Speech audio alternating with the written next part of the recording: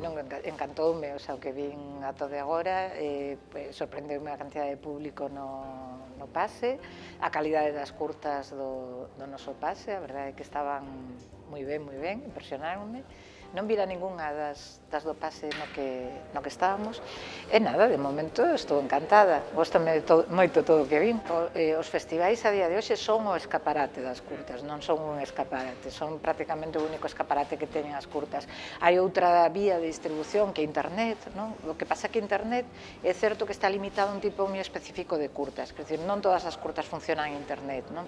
Entón, eu ás veces, bueno, unha discusión que temos moitos curtometraxistas, non? Si hai que seguir pola vía tradicional de festivais ou hai que tirar por estas novas modalidades de distribución.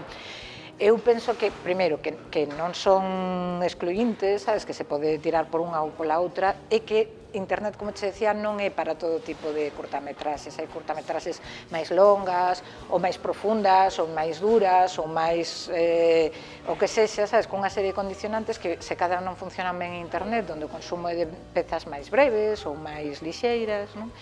E para min, eu, por exemplo, ata agora, todas as curtas que... Bueno, esta é a miña segunda curta, tampouco era que fixera tantas, pero vamos, con estas dúas curtas a miña distribución foi en festivais, porque, bueno, me parece que dan, digamos, como contexto e o envoltorio idóneo para ver unha curta, porque fomentan algo que para min é moi importante, depende do festival, depende do contexto, pero nos festivais faise moita sinerxia, coñeces pois a outros cortametraxistas, a xente do sector, e coñécese, bueno, faise como grupo, e iso tamén é moi interesante. Sí, claro, creo que en Galicia en todas partes, pero sí, a ver, ten unha parte boa que agora mesmo en Galicia hai técnicos moi ben formados, quer dizer que o cinema en Galicia é un fenómeno bastante recente, e hai 20, 25 anos a xente todavía estaba aprendendo, digamos, como a parte máis técnica do oficio, e a día de hoxe creo que esa parte técnica está prácticamente consolidada, que estamos a nivel nacional, esa parte, digamos, que está xa andada, non? Creo que hai talento, pareceme que hai xente moi talentosa traballando, entón creo que hai técnicos, creo que hai xente con talento e creo que hai ganas, sabes? Creo que a industria todavía está como, bueno, está aí, hai industria, pero podía estar máis desenvolvida, entón hai moita xente que está deseando amosar o que é capaz de facer, o que ten que contar, o que pode, por exemplo, non sei, xente que ten ganas de rodar acción, non, que digamos, en Galicia non hai tantas pelis de acción, bueno, pódese facer en curtas, non? Entón, isto sí que dá un caldo de cultivo humano, digamos, moi interesante.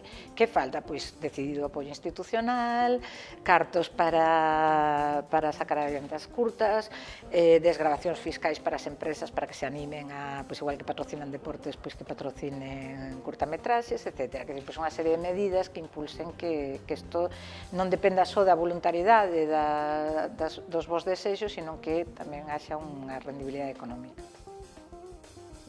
Eu entrei tarde na dirección, eu decididme tarde a dirixir, e xa me pilla cun bagaxe personal e vital, digamos, que me dá certas armas para enfrentarme a según que situacións. Non é fácil, vale?